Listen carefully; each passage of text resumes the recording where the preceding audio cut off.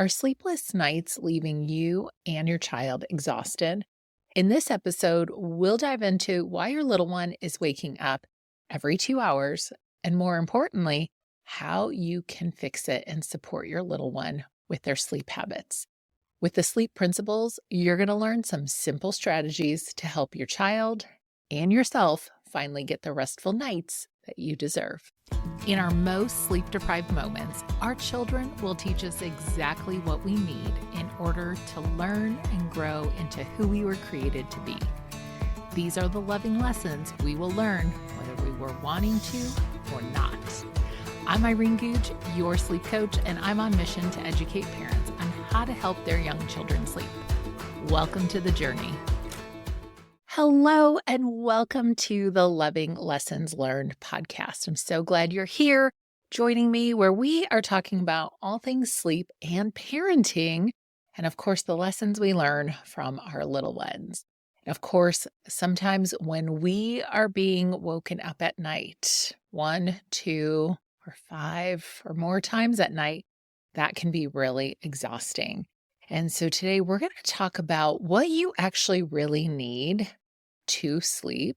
And I'm going to just share a little secret with you that this isn't just for kiddos. This is actually true for everyone who needs to sleep, and why your baby is waking up every 2 hours. And hopefully you're going to see what you need to do and why you would need to do that. And then we're going to dive into the sleep principles, which is the strategy that you can use, a framework that's going to help you not only start getting sleep, but then keep sleep in place in the long run. So first, let's talk about what you need to sleep. A lot of times it can be really confusing because many parents, when they're reaching out to me, they're like, I know I need to sleep train my little one. Or if I just put my child on a schedule, then they would be sleeping. And what I want to share with you is that sometimes when we start with that strategy, that actually can backfire for us. And so one of the things that is important to know as far as like strategy, if you're like, where do I get started? What do I need to really think about when it comes to sleep? Is we need to think about these 4 things: feeling safe and secure, satiated, settled and comfortable, and sufficient sleep pressure to help us sleep. Now, that's true for all of us as human beings because it's really hard to trust and let go if we're not feeling safe and secure. But the question comes down to, how do we create this environment in a place where we're showing up and being rested? And I find that this is oftentimes one of the biggest challenges for myself and many other parents in the parenting journey. Oftentimes, we don't come from a place of rest. We don't come from a place of feeling calm and confident in the decisions we're making. And one of the things that I hear oftentimes from parents is like, I don't have time for that.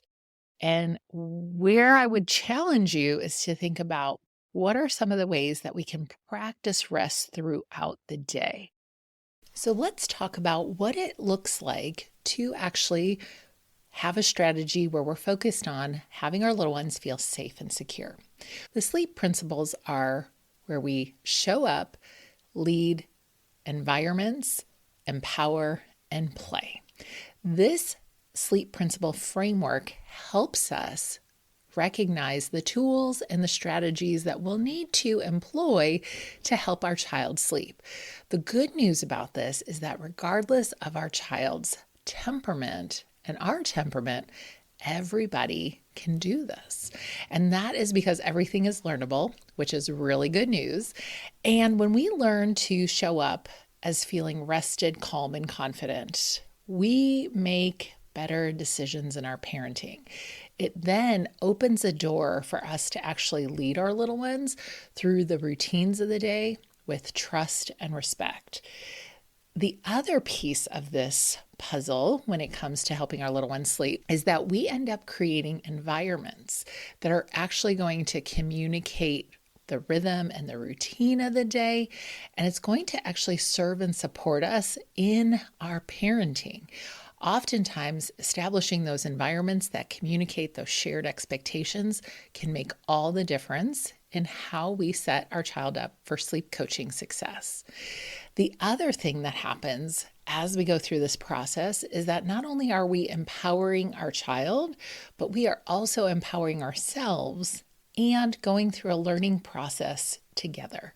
It allows us this moment to embrace what's actually taking place in our home and not feel like we have to change things, but we can show up and be who we were designed to be and how we can lead our little ones through the day.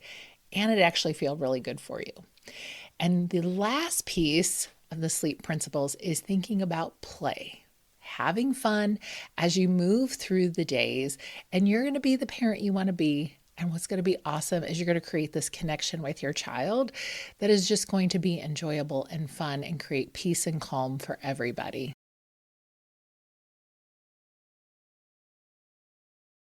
So like I said, a lot of times parents want to jump right into the strategy. And so if you're thinking, what is my strategy? I really want you to go back to and think about how you're creating that safety and security, making sure your little one is satiated and making sure they feel settled and comfortable with sufficient sleep pressure before they go to sleep. And part of that process and how we end up showing up, that's really important, is thinking about the stories that we're telling ourselves. And the stories that we're telling ourselves often has to do with the thoughts that we're having. And what most of us don't realize is that we are bombarded with thousands of thoughts in a day. And believe it or not, most of them are not serving us well. Most of them are negative thoughts that are sabotaging our sleep and our relationships and how we're showing up doing life. And so I want you to just stop and think about the thoughts that you're having. Some people, even as you're listening to this podcast, as you're watching this podcast, you might be thinking like, I don't know if this is true. I usually think good thoughts. But then all of a sudden you don't realize, like, when you're in those hard moments, our brain goes to the negative. And that is just common. And that is how we are wired. And so it really is our work to show up and change the way we're thinking. And having that awareness, bringing some awareness to what we're even thinking, which takes practice. One of the things when I'm working with my families, whether it's as a sleep coach or postpartum doula or in our group coaching sessions, is we're thinking about our thinking, because it's really important, because the way we think is going to impact how we show up, how we are being in that present moment. And that can be really hard to come from a place of rest. Now, I've heard people say like, oh, it's easy for you to say. It is definitely easier to say than do. But one of the things that I have found is that in my personal journey, it has not always been easy. It has been a struggle and a challenge to learn to reframe my thinking. And the way we learn to speak to ourselves and to others is also a process. And part of that is how we continue to practice showing up. So when I'm working with families, that's where it's important to think about having support and coaching in place that's going to help you along the journey. Now, I can just share with you that this last week, I just ended a time with a family, and mom had said, she was like, I'm really sad that we're not going to continue working together. But she's like, I also feel very grateful and equipped for the next season. She's like, you've been teaching me and we've been practicing how I can show up and then following through with these sleep principles. And so she realized like how she's questioning her thoughts, how she's becoming aware of how she's showing up for her newborn, how she's showing up for her older kiddos. Things like that really matter, because a lot of times most parents might be in multiple seasons where you have, a newborn and a toddler, or maybe you have an elementary age child or a teenager and a younger child. So no matter what season of life we're in, we can apply these sleep principles, which will then also in turn protect our sleep, just as parents, as people, so that we can sleep well. And so I know that you're probably wondering, well, why is my child waking up every 2 hours? Well, I want to dive into a little bit of the science here. You're going to take a look at the sleep cycles. Now, if you're listening to this podcast, I'm going to encourage you to check out the blog post so you can see the images of the sleep cycles and the sleep stages that I share. But if you're watching this, you'll see it up on your screen here, where, when we look at the sleep cycles, we can see the process that our little ones are going through. And our children are transitioning between a light sleep and a deep sleep. Now, one of the things that I have observed in hundreds of children, like I've helped so many children personally learn the skill of putting themselves to sleep. And it's that process leading up to bedtime. Because when we feel safe and secure, when we're satiated, those are the two pieces that help us feel confident in our little ones to sleep. We get that just right timing, that allows our little ones to just settle, drift off, and let go to sleep. Because biologically, that is how we're wired. But it's really hard if we're feeling dysregulated. And oftentimes when we're feeling dysregulated, we're kind of in this overwhelmed, panicked state. So that's where having flexible routines really helps us learn to go to sleep. And so when we create that bedtime or nap time routine, and then we observe our child going through the sleep cycles, you'll notice that our children are in a light state of sleep, where we notice some active movements. They're typically in what is called REM active sleep. So we see those little motions. And then they transition into a deep sleep, which is what we're all desiring to have. And when we look at Instagram pictures or photos of sleeping babies, that's typically what we're seeing. But the reality is we transition back into the light state of sleep, and there's some movement and motion. So it's important to just know and understand that there's these sleep transitions that are happening between sleep cycles. And one of the things that I will share with you is that when we really look at temperament, and I'm going to share a link to the post with temperament as well as parenting styles, because I think that they're linked in terms of how we end up showing up with our little ones. It's important to know that like sometimes our little ones are noticing all of the details and they're just very aware. And so we want to be able to be there and support them through their process. And that's when we're leading our little ones through the bedtime and nap time routines to let them settle and drift off to sleep. Now, let's go back to the main question that I know you had was, why is my child waking up every 2 hours? Well, if we take a look at this sleep stages chart, you're going to notice in the left-hand corner, the little bed, which is 6 p.m. We're just saying somewhere between 6 and 8 o'clock, our children are ready to go to sleep in that window. And then you're going to see on the other side of the chart, 6 a.m. with the sunshine, somewhere between 6 and 7:30, our little ones are ready to wake up. There's a link to the sleep chart so you can see how much sleep your little one needs based on their age and stage. So what's important to know is that the way we fall asleep is really what matters the most, which is why when I'm working with families, that's why we stay focused on what does it look like when our little one is going to sleep. Now, if you take a look at that first set, we're going down doing the bedtime routine in that green little area. The pink line is where our little ones start falling into a REM active state of sleep. And stage 1 is light sleep. So when our little ones are first drifting off, they're going to notice their sleep environment, which is why creating environments that are going to be conducive and helpful to support you in the sleep process are really key.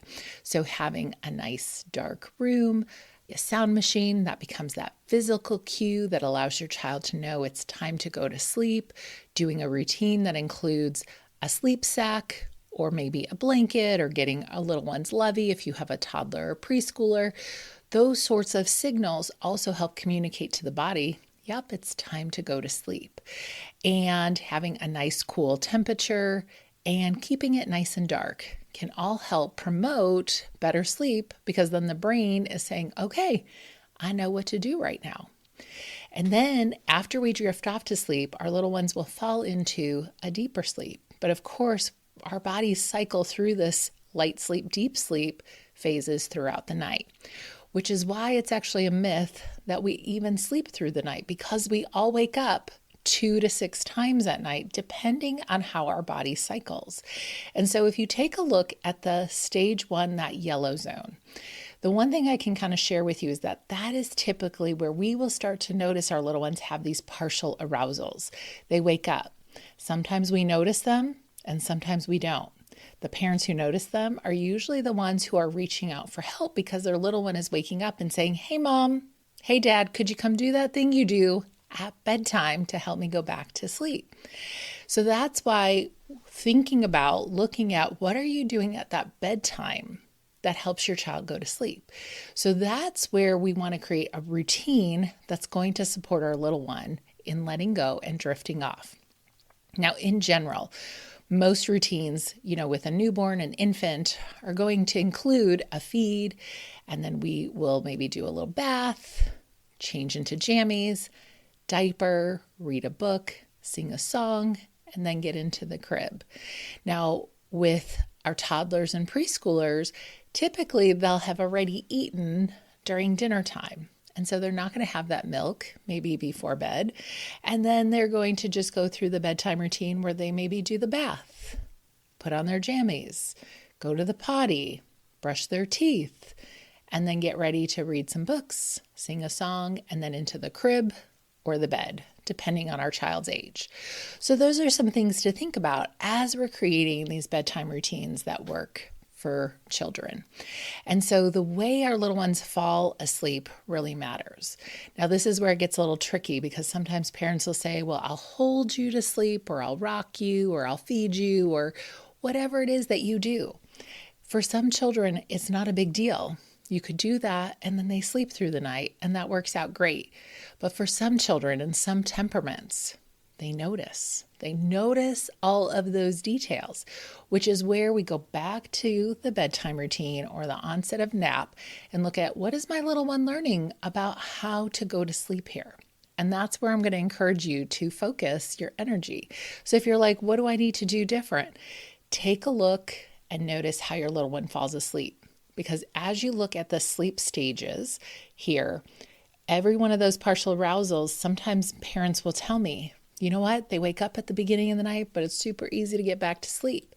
And the reason it's easier is because your little one is going to have deeper sleep at the beginning part of the night. But if you look at the time frame, kind of from 2 a.m.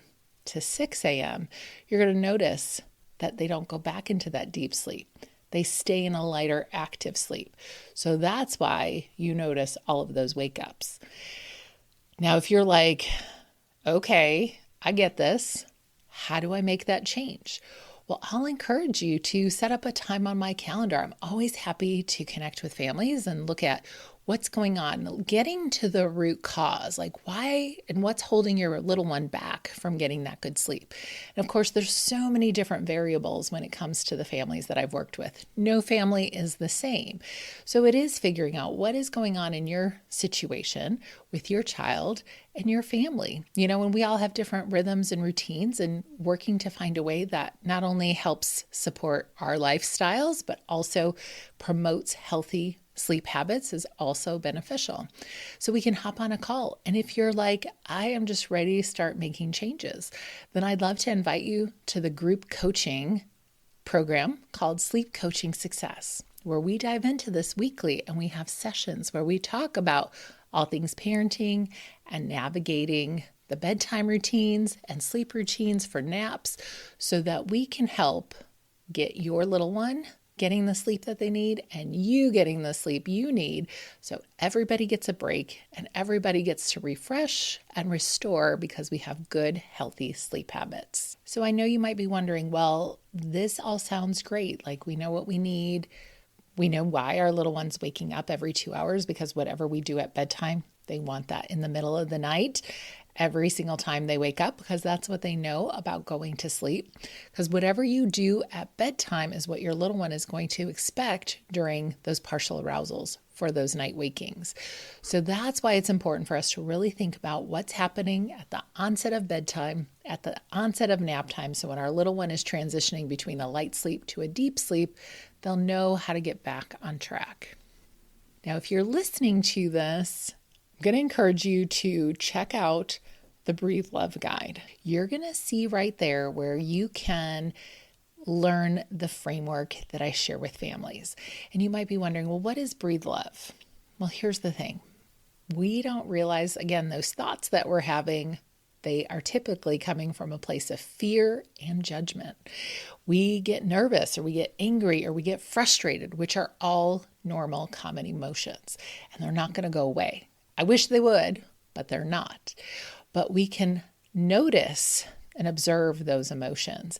And we can choose to breathe love into them, which means we're going to listen, observe, validate, and empower our situations that we go through the day.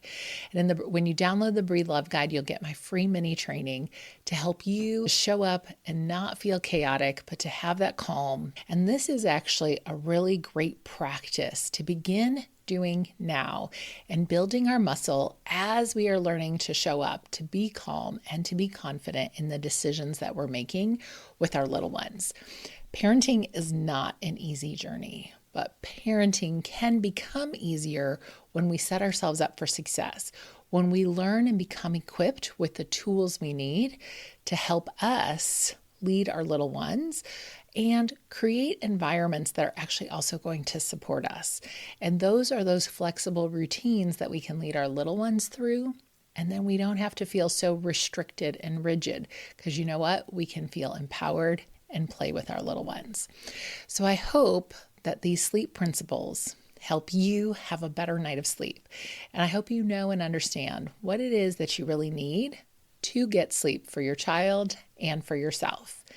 And this will hopefully help you sleep longer and be rested. Thanks for tuning into today's show. You can see all of the details and show notes below. And as you go out into your day, I hope that you'll make it your mission to be calm, confident, and rested as you lead today. Sweet dreams.